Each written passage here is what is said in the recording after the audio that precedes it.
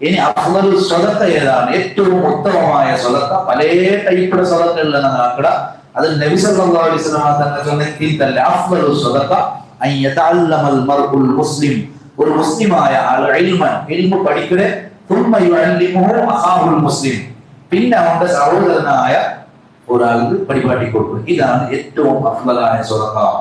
അപ്പൊ ലോകത്ത് എത്രമോ ഉസ്താദുമാരുള്ള, എത്രമോ അലിമീങ്ങളുള്ള, അപ്പൊ നമുക്ക് ശമ്പളം കുറവായിട്ടിരിക്കൂ, പക്ഷെ അതിന്റെ പേരിൽ ഇതുവരെ എവിടെയും സമരം നടന്നെങ്കിൽ ചരിത്രമില്ല. ലോകത്ത് ശമ്പളത്തിന് വേനായിട്ട് സമരം നടക്കാത്ത ആൾമാരില്ല. എത്രമോ ഡോക്ടർമാർ, എത്രമോ വാരഘട്ടൽ ഹോസ്പിറ്റൽ ബന്ധാക്കിട്ട് പോണ്ടാറ്. എന്തേ? അങ്ങ് സമൂഹത്തിൽ വലിയ ഉന്നതമായ സ്ഥാനമുള്ള ആൾമാരാണ്. പക്ഷെ ഇതിരമൊട്ട് അങ്ങ് സമരാക്കണേ, വാരഘട്ടല സമരാക്കിയിട്ട് എത്രമോ രോഗികൾ മരിച്ച ചരിത്രങ്ങളുണ്ട്. ലോകത്ത് ശമ്പളത്തിന് വേനായിട്ട് അതിന്റെ വർധനവ് വേനായിട്ട് സമരാക്കാത്ത എനിക്ക് ഒരേ ഒരു വിഭാഗം ഇന്നെങ്കിൽ അത് മുഅല്ലിമീങ്ങൾ മാത്രമാണ്, ഉസ്താദുമാർ മാത്രമാണ്. ഒരു സംഘടന കെട്ടിയിട്ട് അതിന്റെ പേരിൽ റോഡിൽ ഇണ്ടുവരെ സമരാക്കിയിട്ടില്ല. എന്തുകൊണ്ട്?